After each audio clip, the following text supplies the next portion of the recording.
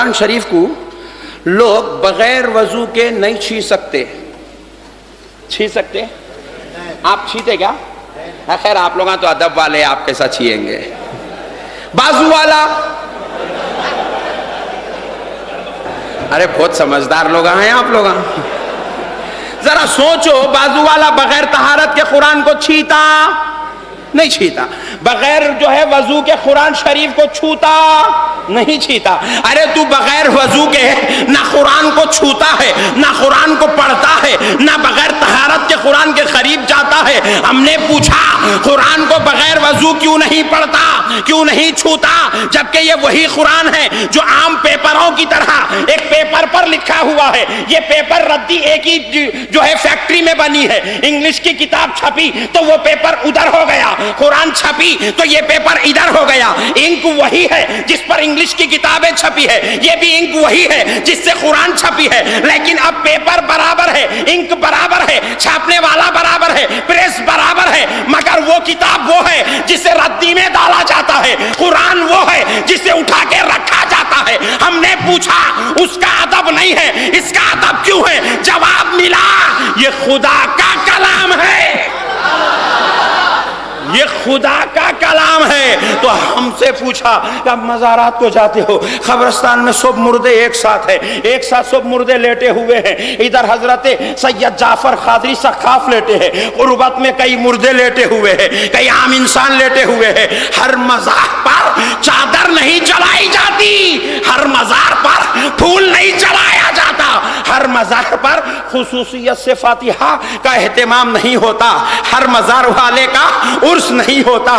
سب اہتمام ان کے ساتھ ہوتا ہے. آخر بات کیا ہے؟ تو ہم نے جواب دیا انسان تو وہ بھی ہے، انسان تو یہ بھی ہے. وہ انسان وہ ہے جو دنیا دار ہو گئے، یہ انسان یہ ہے جو اللہ کا ہو گیا ہے، خدا والا ہو گیا ہے، اس لیے عرس ہو رہا ہے. بات سمجھ میں آئی دوستو؟ سمجھے تو مسئلہ ختم، نہیں سمجھے تو ایک بہت بڑا جھگڑا 6 مہینے نہیں، 6 سال نہیں، 6 جنم تک لڑ سکتے. میرے کو پوچھا مولانا وہ کنڈے کرے تو اندر کمرے میں بٹھا کے کئی کو کھلاتے؟ پوچھا. میں بولا میاں بعض کام اندر کرنے کے رہتے، بعض باہر کرنے کے رہتے. وہ اندر والوں کا معاملہ ہے اس لیے اندر کرتے، یہ دعوت باہر والوں کا معاملہ ہے، باہر کر کے کھلاتے. ولیمہ باہر اس واسطے ہوا وہ بیٹے کا تھا، کنڈے اندر اس واسطے ہوئے وہ اللہ والوں کا تھا. پیارے بزرگوں اور دوستو غور کرو، لوگ مسائل کو سمجھے نہیں ہیں جس کی وجہ سے گمراہ ہو رہے ہیں. اب بات پھر آتا ہوں چومنے پر. سننے کے بعد علماء کے ہاتھ چومیں گے، چومیں گے نا؟ ہم علماء کے ہاتھ اس لیے نہیں چومتے کہ یہ فرض ہے، یہ واجب ہے، یہ سنت ہے، یا نفل ہے، یا مباح ہے، یا کچھ اور ہے. ہم اس لیے چومتے ہیں کہ یہ چومنا ادب ہے اور یہ چومنا محبت کی نشانی ہے. دیکھو اب میں آپ کے پاس آیا، اگر آپ مجھے بولیں گے حضرت علامہ مولانا محمد احمد نقشبندی صاحب قبلہ ہماری دعوت پر تشریف لائے ہیں اور بہت ہی تکلیف اٹھا کر یہاں تک تشریف لائے ہیں، یہ الگ بات ہے میں اے سی میں بیٹھ کے آیا ہوں گا، مگر بولنے والا جب ایسا بولتا ہے تو اندازہ ہوتا ہے کہ اس کے دل میں بہت زیادہ محبت ہے. بات سمجھ رہے ہیں آپ؟ لیکن اگر کوئی بول دیے جناب احمد نقشبندی صاحب آئیے بیان کریے، چلتے پھرتے نظر آئیے، بولے تو سمجھ میں آتا کیا کہ کہیں نہ کہیں ایک کالا دانہ رکھا ہوا ہے. بات سمجھ میں آ رہی ہے؟ آپ کے الفاظ سے آپ کی محبت کا اظہار ہوتا، آپ کی حرکتوں سے محبت کا اظہار ہوتا. میں آ رہا تھا پورے لوگ اٹھ کے کھڑے ہو گئے، جبکہ اس میں بعد ایسے لوگ بیٹھے جو میرے بابا کی عمر کی ہے، جن سے میں ادب سے ملنا چاہیے، میں احترام سے ملنا چاہیے، میں ان کی عزت کرنا چاہیے، میں ان کی جو ہے تعظیم کرنا چاہیے، لیکن وہ بزرگ بھی اٹھ کے کھڑے ہو گئے. یہ کھڑے ہونا محبت کی علامت ہے. بولے مولانا بیجاپور حیدرآباد میں اگرچہ کہ 400 کلومیٹر کا فاصلہ ہوں گا لیکن محبت میں کوئی فاصلہ نہیں ہے، یہ محبت کی علامت ہے۔ بات سمجھ میں آئی؟ پیارے بزرگوں اور دوستو، ذرا غور کرو، محبت ہوتی ہے تو کبھی الفاظ کے ذریعے ظاہر کی جاتی ہے، محبت ہوتی ہے تو کبھی حرکتوں کے ذریعے ظاہر کی جاتی ہے۔ پوائنٹ نوٹ کیا جائے۔ ایک بیٹا بولا میرے کو امی سے بہت محبت ہے، خدا کی قسم میں جتنا چاہتا ہوں بیجاپور کا کوئی نوجوان اپنی ماں کو اتنا نہیں چاہتا۔ اماں سنتے سنتے سنتے سنتے تھک گئے، رمضان کی عید آئی، ساڑی چنے لایا، پھر عیدگاہ میں ٹھہر کے بول رہا میں اپنی ماں سے بے انتہا محبت کرتا ہوں۔ بات سمجھ میں آئی؟ مگر اتنا خطرناک تھا انہیں بیوی کو لایا۔ اماں عید کی نماز کو آیا اور سلام کرا، اماں جان سے ملا تو اماں جان پوچھے بیٹے تو زندگی بھر پکارتا رہا میرے سے محبت کرتا محبت کرتا محبت کرتا محبت کرتا، پھر بیٹے تو میرے کو ایک ساڑی نہیں بنایا؟ کیا بات کر رہے ہیں اماں، آپ کی بہو کو بنایا نا؟ تو بولے بہو کو بنایا تو کیا ہوتا، میری محبت کا حق ادا ہو جاتا۔ بہو کو ساڑی بنایا تو یہ اس سے محبت ہے، میرے کو بنانا میرے سے محبت کی علامت ہے۔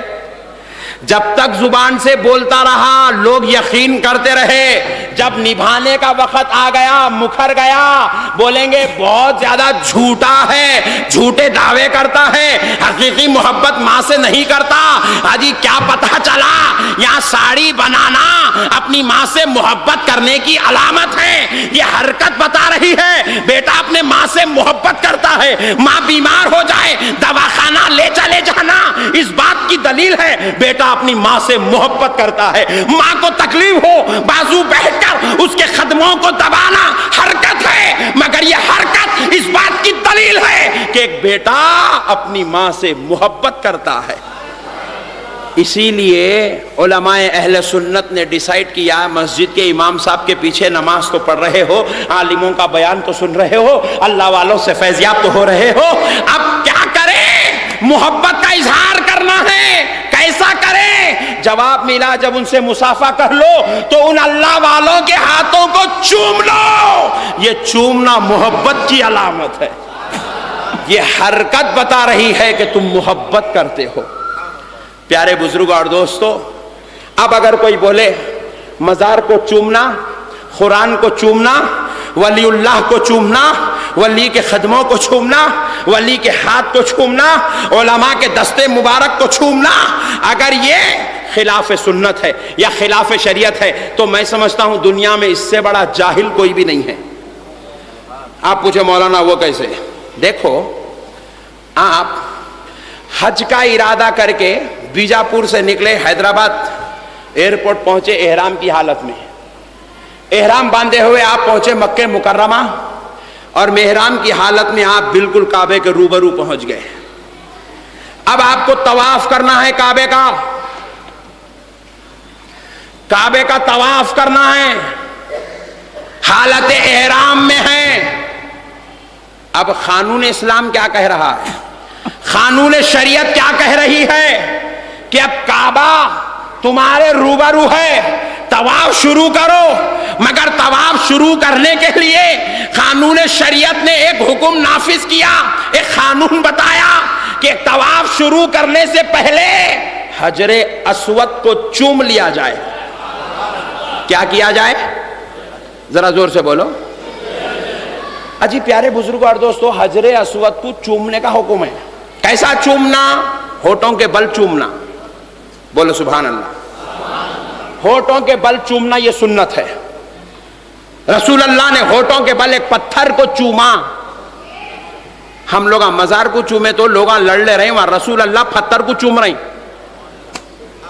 مسئلہ سمجھا تو پورے ٹینشن ختم ہو جاتے میرے بھائی۔ پیارے بزرگوں اور دوستو، رسول پاک علیہ الصلوۃ والسلام پتھر کو چوم رہے ہیں اور پھر طواف شروع کر رہے ہیں، اور دنیا کا ہر مسلمان طواف کے لیے پہنچا اس حجر اسود کو چومتا ہے اور پھر وہاں سے اس کا طواف شروع ہوتا ہے، استلام جس کو کہتے ہیں۔ اب حجر اسود کو چوما اور اب طواف شروع ہوا۔ پیارے بزرگوں اور دوستو، حکم ہو رہا ہے کہ حجر اسود کو چومو، ہوٹوں کے بل چومو. لیکن اب وہاں پر بھیڑ اتنی زیادہ ہے, ہوٹوں کے بل نہیں چوم سکتے. یا جتنے حاجی ہے, میں کانفیڈنس کے ساتھ کہتا ہوں, سوائے ایک دو کو چھوڑ کے 98% حاجی بیجاپور کے یا کرناٹک کے منہ کے بل, ہوٹوں کے بل حجر اسود کو نہیں چومے ہوں گے. کیوں؟ وہ سدھیاں اتنے خطرناک ہے, ایسا یوں ہاتھ رکھا تو منہ پھٹ جاتا, اس کے بیچ میں جا کے کون چومیں گا وہاں. مگر میرے آقا کے علم غیب کے صدقے جاؤ, سرکار کو معلوم تھا قیامت کے قریب ایسا زمانہ آئے گا کہ میری امت کے لیے حجر اسود کو روبرو سے چومنا, ہونٹ لگا کر چومنا بڑا مشکل مرحلہ ہو جائے گا. اور خصوصاً ہندوستان کے کمزور مسلمان آئیں گے, دیکھنے کو جوان ہوں گے, کمزور مسلمان آئیں گے, افریقہ کے سدھیوں کے بیچ میں جا کے اس کو چوم نہیں سکیں گے. تو سرکار نے ارشاد فرمایا, غلاموں پریشان نہ ہونا, اگر منہ کے بل نہیں چوم سکتے تو ہاتھ لگاؤ حجر اسود کو, ہاتھ کو چوم لو. چوم رہے ہو ہاتھ کو, مگر ثواب دیا جائے گا حجر اسود کو چومنے کا. پوائنٹ نوٹ کر, اسلام سمجھا رہا ہوں. پھر اس کے بعد اب حکم ہو رہا ہے, اگر تم ہاتھ لگا کر بھی نہیں چوم سکتے, کیونکہ وہ عالم غیب نبی جانتے تھے قیامت کے قریب ایسا زمانہ آئے گا میرا امتی اس بھیڑ میں اس کے قریب بھی نہیں آ سکے گا. لوگ اس کے اوپر ٹوٹ پڑ رہے ہوں گے, بڑے یہاں پر کشمکش ہو رہی ہوگی, حجر اسود کو لوگ جو ہے چومنے کے لیے ایک دوسرے پر سبقت لے جا رہے ہوں گے. ایسے دور میں میرا کمزور امتی حجر اسود کو نہیں چوم سکے گا. تو سرکار نے اب فرما دیا ہے, اے میرے غلام پریشان نہ ہونا, اگر ہونٹ کے بل نہیں چوم سکتا ہاتھ لگا کر چوم لو, اگر ہاتھ لگا کر نہیں چوم سکتے تو چھڑی لگاؤ, چھڑی کو چوم لو, حجر اسود کو چومنے کا ثواب دے دیا جائے گا. یہ قانون شریعت ہے, یہ صرف اہل سنت کا مسئلہ نہیں ہے. بازو والوں سے بھی کل صبح جا کے پوچھو, انہوں بھی یہی حج کے مسئلے بیان کر رہے ہیں. اب پھر چوتھا مسئلہ سنو, رسول اللہ ارشاد فرما رہے ہیں اگر چھڑی لگا کر بھی نہیں چوم سکتے ہیں تو پھر آؤ, اب کیا کرو, جہاں جگہ مل گئی وہاں کھڑے ہو جاؤ. حجر اسود اتنی دور ہے, تم اتنی دور ہو, دونوں کے بیچ میں 200 قدم کا فاصلہ ہے, یہاں کھڑے ہو جاؤ اور ہاتھ اٹھاؤ اور یہ تصور کرو کہ تم حجر اسود کو چھو رہے ہو. یہ چھونے کا تصور کر کے ہاتھوں کو چوم لو, حجر اسود کو چومنے کا ثواب دے دیا جائے گا. اما ذرا سوچو, یہ چومنا اگر شرک ہوتا, بدعت ہوتا, اتنے جھگڑوں کا مسئلہ ہوتا تو اتنا مسئلہ بتاتے تھے. پہلے ہونٹ لگا کے چومو, نہیں ملا تو ہاتھ لگا کے چومو, نہیں ملا تو لکڑی لگا کے چومو, نہیں ملا تو دودھ ٹھہر کے, مگر چومو, چومنا ہی چومنا ہے. ہم پوچھے مولا احرام بن کے 2 لاکھ روپے خرچہ کر کے حج کرنے کے واسطے آئے, 2 سجدے ہیں تو کرا لے مولا, یہ چومنے کے باتیں کیا ہے؟ پوائنٹ نوٹ کرو, ہنسو نہ کو آپ, لوٹو, مگر میں کیا بول رہا ہوں سمجھو. مولا اگر آپ فرماتے کعبے کے سامنے ٹھہر کے روزانہ ایک قرآن پڑھو, کم سے کم 15 پارے 18 پارے تو بھی پڑھ لیتے تھے. ایک بولے تو اتنے تو پڑھتے تھے, مگر اے پروردگار عالم, نہ قرآن پڑھنے کا حکم دیا جا رہا ہے, نہ کوئی خاص مخصوص عبادت کا حکم دیا جا رہا ہے. طواف کے لیے حجر اسود کو چومنے کو شرط رکھا جا رہا ہے. ہم نے پوچھا مولا آخر یہ چومنا عبادت کیسے بن گیا؟ چومنے والے کو ثواب دیا جا رہا ہے. جب یہ حجر اسود آیا تھا تو یہ حجر نور تھا, یہ جو ہے ابیض تھا, یہ گورا تھا, یہ سفید تھا, یہ نور والا تھا. جب جنت سے اترا تھا تو سارے زمانے کو روشن کر دیا تھا, اتنا نور والا تھا. لیکن آج یہ حجر اسود جس کو کالا ہو گیا ہے, یہ کالا پتھر بن گیا ہے, یہ کالا ہو گیا ہے. اب یہ پوچھا گیا یا رسول اللہ پر ہمارے ماں باپ قربان, آقا جب یہ آیا تھا تو حجر نور تھا, نور والا پتھر تھا, اب یہ کالا پتھر کیوں ہو گیا؟ تو آقا ارشاد فرماتے ہیں گناہگار جب اس کو چومتا ہے تو یہ حجر اسود اس کے گناہوں کو چوس لیتا ہے, اس کے لیے یہ کالا ہو گیا ہے. ذرا غور تو کرو, آقا علیہ الصلوۃ والسلام اس کی عظمت بتا رہے ہیں. یہ چومنا معمولی بات نہیں ہے, جو چومتا ہے اس کے گناہ معاف ہو جاتے ہیں. یہ اللہ کا پتھر نہیں ہے, जन्नत का पत्थर है, पॉइंट नोट करो, कहां का पत्थर है? यह अलग बात है अल्लाह ने बनाया है, लेकिन निस्बत अल्लाह की तरफ नहीं है, पत्थर की निस्बत जन्नत की तरफ है।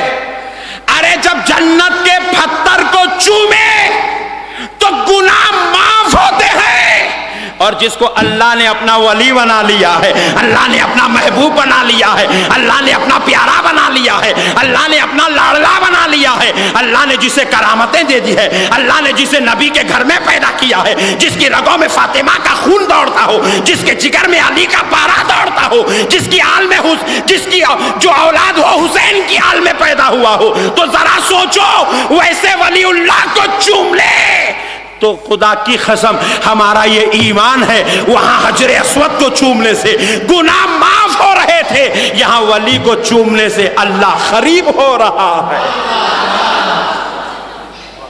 चूमना ना शिर्क है ना बिदत। अगर शिर्क और बिदत होता तो इस्लाम चूमने का हुक्म नहीं देता हजर अस्वद को। प्यारे बुजुर्ग और दोस्तों, वहां पत्थर को इतने कंडीशन के बाद भी चुमाया जा रहा है। ये चूमना इस बात की दलील है कि ये अमल अल्लाह को पसंद है। इसीलिए हम लोग दरगाह को गए तो फातिहा बाद में पढ़ते, कदम पहले चूमते। कुरान शरीफ निकाले तो तिलावत बाद में करते, पहले आंखों को लगा के चूमते। वली से मिले तो खैर खैरियत बाद में दरियाफ्त करते, पहले हाथों को चूमते। माँ से मिले तो बाद में बात करते, पहले माँ के माथे को चूमते हैं। औलाद से मिलता है बाप, उनको करीब लेता है, अपनी औलाद के सरों पर सर रख के उनको चूमता है, क्योंकि ये चूमना ये रब ने हमको कानून दिया है, और ये चूमना मोहब्बत की अलामत है। किस बात की अलामत है बोलो दोस्तों? मोहब्बत की अलामत है। अब आओ मैं एक आपका जहन साफ करने के लिए एक मसला आपकी खिदमत में अर्ज करता हूं। पहले आप ये समझ जाए कि हमारा इख्तिलाफ किसी भी जमात वाले से 40 दिन गए तो इख्तिलाफ नहीं है, तो 4 महीने नहीं, पूरी जिंदगी पैदल फिर, हमारे को तेरे पैदल फिरने से कोई टेंशन नहीं है। तू यहां से यहां तक क्या दाढ़ी छोड़ता, पैरों तक छोड़, खाली कहीं को छोड़ता, चोटी डाल, हमारे को टेंशन नहीं है तेरी दाढ़ी से। बगैर टोपी के नमाज पढ़ता, कपड़े उतार के पढ़, हमारे को टेंशन नहीं है तेरे नमाज पढ़ने से। तेरा अमल है भाई, तेरे खुदा को तू दे पेश कर रहा, कैसी कैसे नमाजा पढ़ना है पढ़, यहाँ कहीं को बनता, हमारे को टेंशन नहीं है। यहाँ बन, तू यहाँ बन लिया तो भी टेंशन नहीं है हमारे को। मसले को समझो दोस्तों। तू क्या करता कर मेरे बड़े भाई, तेरे कुछ करने से हमारा कुछ बिगड़ने वाला नहीं है। तुम्हारे बाबा जान यजीद पैदा होके कुछ भी नहीं कर सके, तू पैदा होके क्या कर सकता?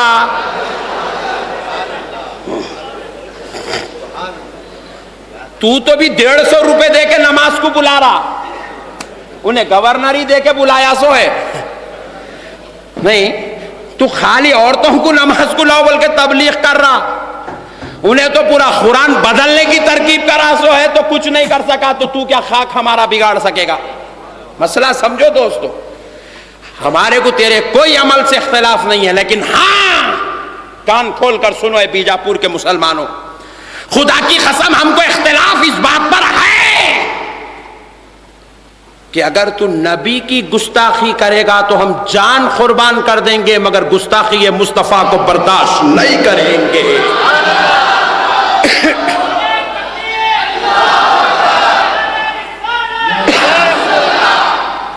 अगर तू गौसो ख्वाजा की गुस्ताखी करेगा, बेअदबी करेगा, हम जवानियां लुटा देंगे।